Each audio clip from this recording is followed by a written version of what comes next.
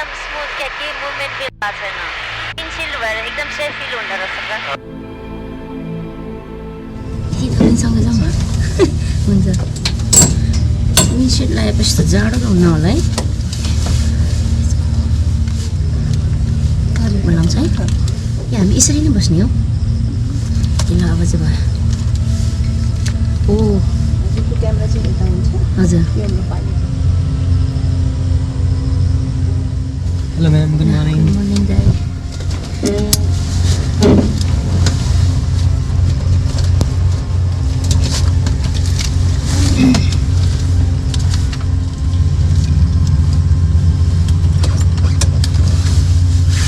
हजुरको शुभ नाम? टोमा शेर्पा हजुर? टोमा शेर्पा तुमा शेर्पा। हजुर यो अलिक अवधान रहेछ कि 1 2 3 4 ल आवाज चाहिँ सुन्नुहोस् ल क्लियर प्रप। हजुर कहाँबाट आउनुभयो? काठमाडौँ। अहिले मान्छे नै गर्नुपर्छ क्या अहिले? ओके ओके लेट्स गो है हजुर लकीले आज वेदर राम्रो भयो एकदम राम्रो आज त एकदमै रेडी लेट्स गो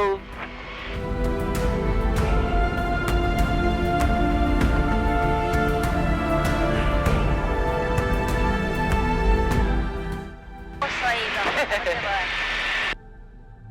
अहिले माथि फेरि चिसो हुन्छ यो एरियालाई हजुर यो अन्पना 3 4 र फिस्टिलको बिचको यो भ्याली जस्तोलाई सेती भ्याली भन्छ सेती रिभर यहीँबाट निस्किने हो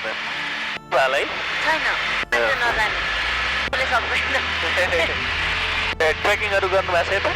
दाइहरू चाहिँ गर्नुहुन्छ हामी अलि जमसमसम्म ए भन्दा माथि चाहिँ सक्ने दैन छ गाह्रो चाहिँ गाह्रो काम हो तर त्यो भ्युजहरू राम्रो ठाउँहरू फेरि हाइकिङ गरेरै जानुपर्ने कति दिनपछि एकदमै क्लियर भयो आज यो मनसुनमा यस्तो होला जस्तो लाग्थेन अब हिमाल देख्न पाइन्न होला आज लक्कीले वेदर हजुर हजुर लक्की हुनुहुन्छ कतिको हाइटमा आइपुग्यौँ ए त्यस्तो के गाह्रो भन्नु है छैन छैन विन्डसिल्ड भएर एकदम सेफ फिल हुँदो रहेछ क्या हो त्यो ओपनमा भयो भए अलि यसो तल हेर्न ठिक त लाग्छ कि होइन हो घामले इरिटेट बनाउँछ ल बल्ल ठिक छ कस्तो राम्रो रहेछ आज कति नै टर्बुलेन्स पनि छैन एकदम स्मुथ क्या केही मुभमेन्ट फिल भएको छैन एकदम काम छ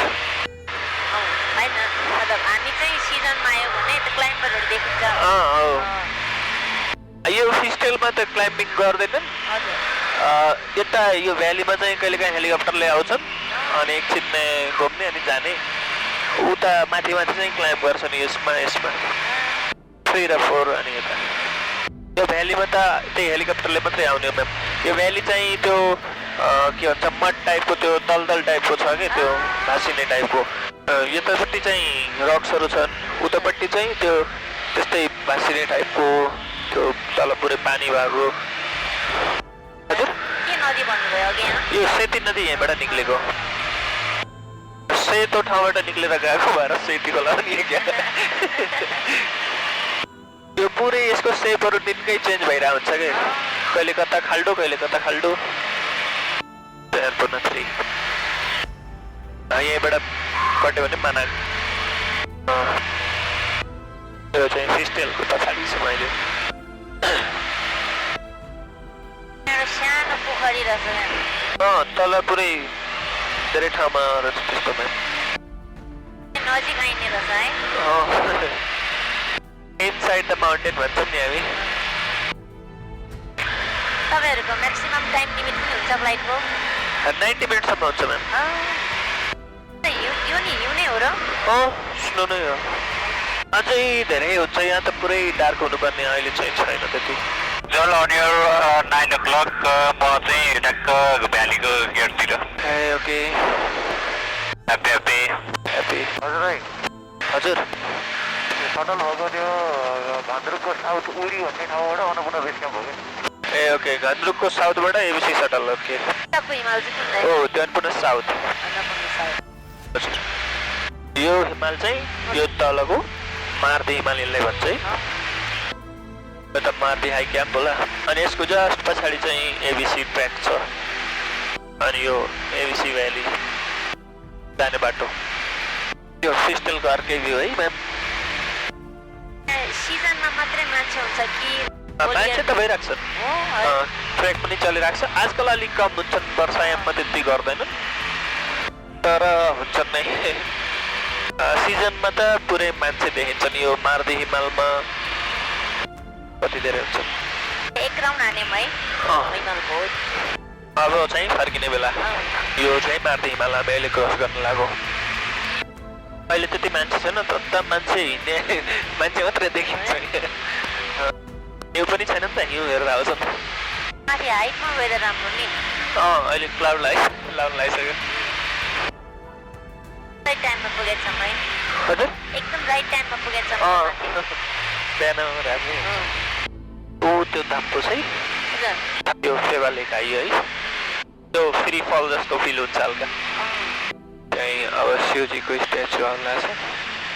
पोप्टीकोट त्यही शिवजीको स्ट्याचु